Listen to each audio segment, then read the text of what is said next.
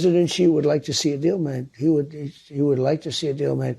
He said he's not going to give military equipment. That's a big statement. He said that today. That's a big statement.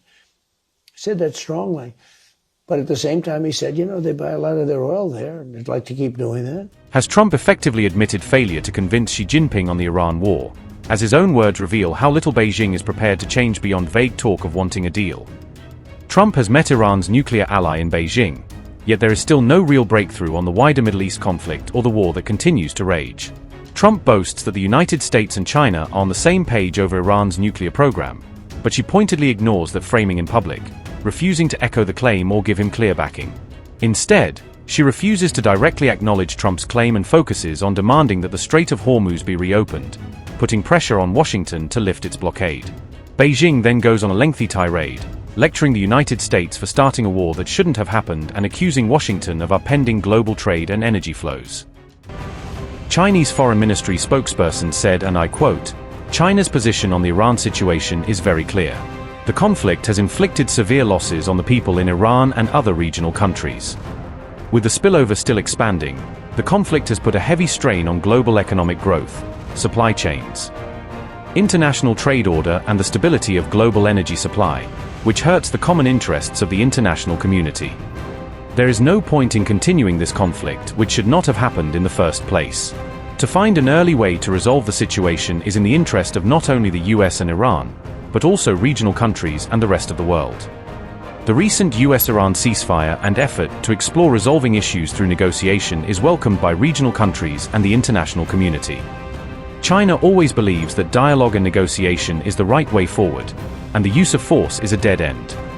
Now that the door of dialogue has been opened, it should not be shut again. It is important to steady the momentum in easing the situation and keep to the direction of political settlement. Engage in dialogue and consultation, and reach a settlement on the Iranian nuclear issue and other issues that accommodates the concerns of all parties.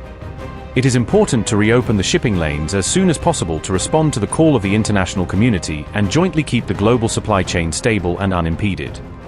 It is important to reach a comprehensive and lasting ceasefire as soon as possible, enable peace and stability to return to the Middle East and Gulf region at an early date, and lay the foundation for building a sustainable security architecture for the region. In the end, Trump appears to depart Beijing largely empty-handed, after she simply reiterates China's previous stance on Iran without offering any major new concessions or concrete support. President Xi would like to see a deal made. He would like to see a deal made. And he did offer, he said, if I can be of any help at all, I would like to be of help. Because, he did say that. Yeah, he did say that. And look, anybody that buys that much oil has obviously got some kind of a relationship with him. But he said, I would love to be of help. If I could be of any help whatsoever, he'd like to see the Hormuz Strait open.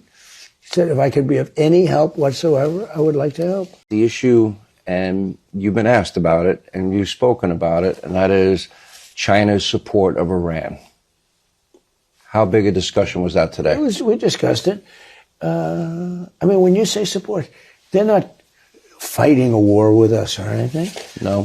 He said he's not going to give military equipment. That's a big statement. He said that today. That's a big statement. He said that strongly. But at the same time, he said, they buy a lot of their oil there, and they'd like to keep doing that. He'd like to see Hormuz Strait opened. I said, well, we didn't stop it. They did it, then we stopped them. Sort of interesting. He joked. He said, it's sort of, they stopped it, then you stopped them. But they'd like to see it opened. But they actually closed it. He didn't like the fact that they're charging tolls. I don't know if they are or not. I don't know who would pay them. Where do they put the money? The country's decimated. They're charging tolls. Where's the money going?